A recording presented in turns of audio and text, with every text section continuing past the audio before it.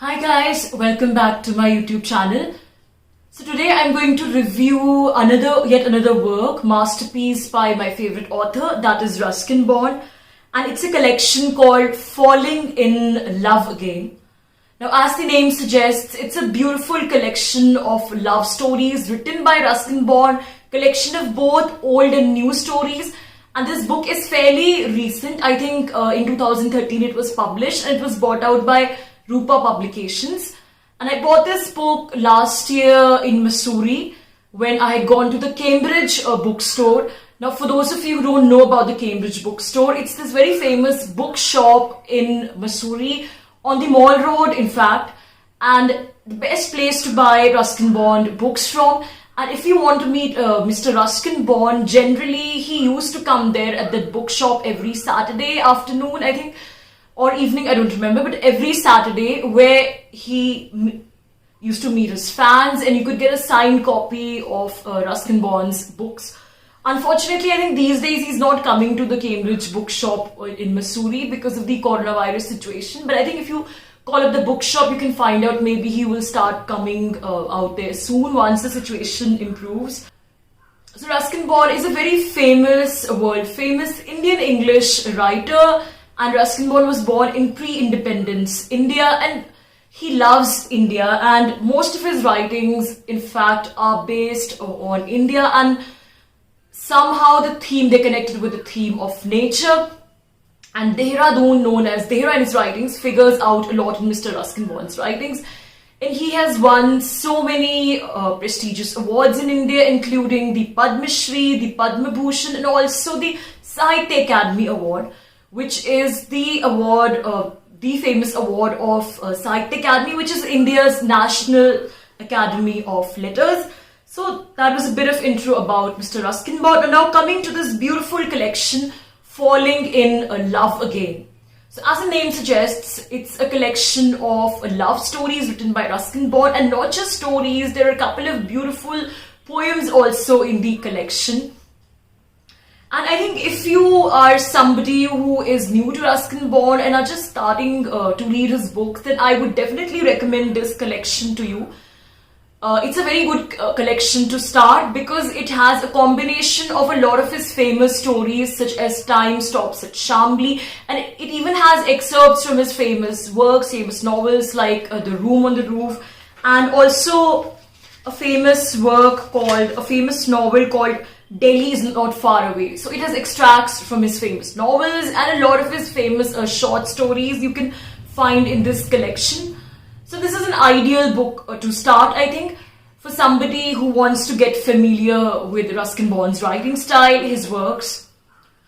Now, although he is generally known as a sort of a writer for children, but this is not really a book for children. Falling in Love Again would be more of a book which I think has to be read by adults, or maybe people like, even teenagers can read it, but no, it's not really children's literature as such. Now, Falling in Love Again. So it's the book, the stories. When you start reading the book, you can't stop till you reach the last story. And the beauty about this book is that just like the feeling of falling in love, the language here is so fresh, so vibrant, and so full of romance that you actually it's like experiencing the process of falling in love while reading this book, and you might just want to fall in love again after reading this book, or fall in love for the first time perhaps if you have never ever fallen in love in your life. So it's a beautiful, beautiful work, keeps you engaged throughout, and these love stories are unconventional.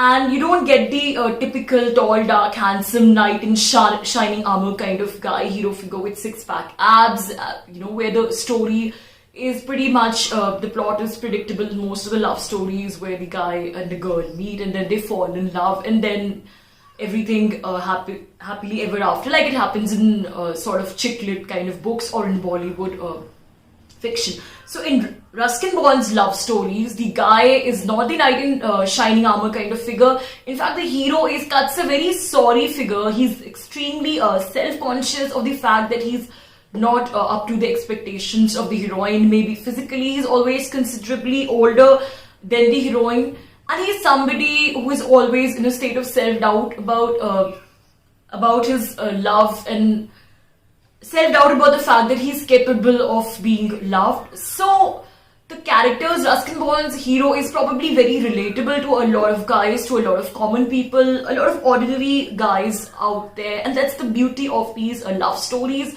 They are rooted in reality, grounded in reality. And that brings us to another beautiful aspect of these love stories, is that you can perhaps call Ruskin Bond a feminist writer.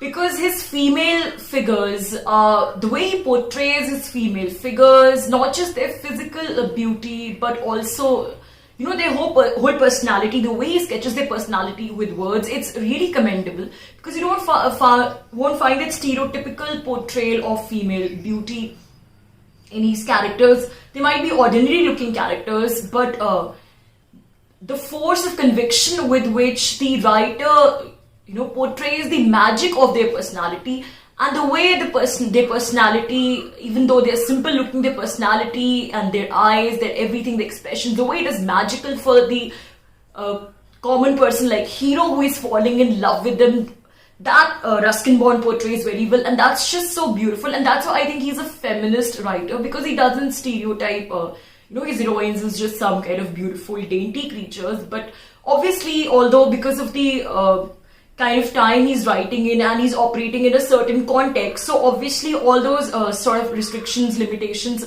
are there. He cannot show his female characters to be too independent, and they get married by a certain age, and they also are mostly they stay at home, they're not venturing outside their houses. But the kind of conviction and the kind of freedom his female characters enjoy, and the kind of the kind of personality which he portrays of his female characters, makes his female characters very strong.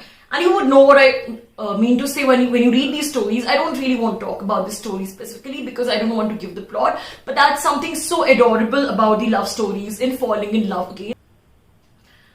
And then of course, another beautiful thing that struck me about these stories, and that's one more reason why you should read Falling in Love Again, is that the theme of love in these short stories is always somehow connected to the theme of nature, and sometimes the supernatural element also enters in here. So the themes of love, nature, and the supernatural elements are all interconnected, beautifully intertwined, and that creates just a magical effect. But not just a magical effect, it is also the author making a very important point, a very essential point, that only when you coexist with nature, only when you live in harmony with nature, that things like love and peace are possible. So this is, I think, a very relevant point which is needed in our present times. The way Ruskin Bond embeds environmental consciousness even in love stories, it's, I think, really commendable.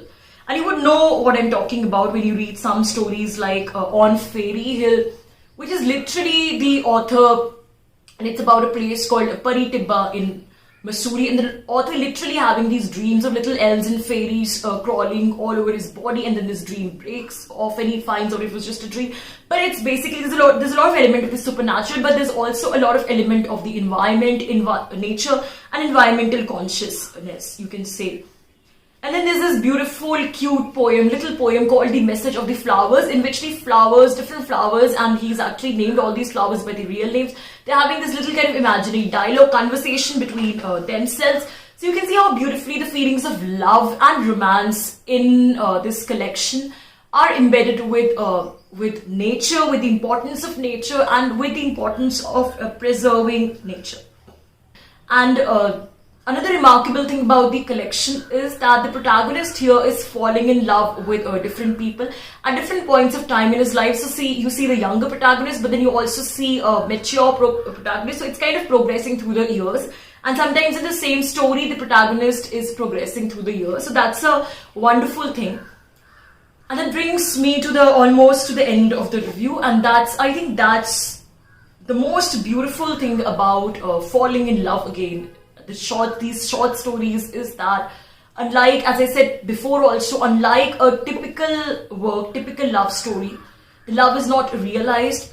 It's unrequited love in in all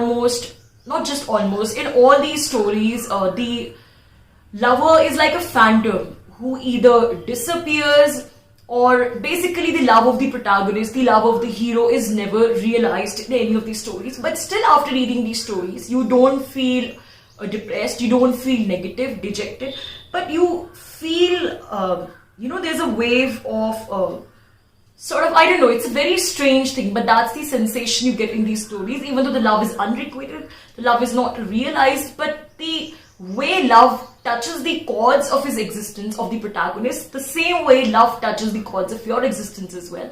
And the part of unrequited love doesn't catch your attention as the whole thing about the feeling of love catches your attention. So that's an amazing thing about Mr. Bond's writing. So falling in love again, I can say, as much as it is about the tangible material of these stories, it is about the sweet pangs, that sweet sensation, the sweet feelings and emotions left after falling in love. And ultimately, the message is very positive and beautiful, even if the love is unrequited, even if it's not realized. It's not you don't feel dejected or depressed like you do in a conventional love story. So it's a beautiful work to read if you sort of believe in the power of love, or of love, and if you love nature. So thank you so much.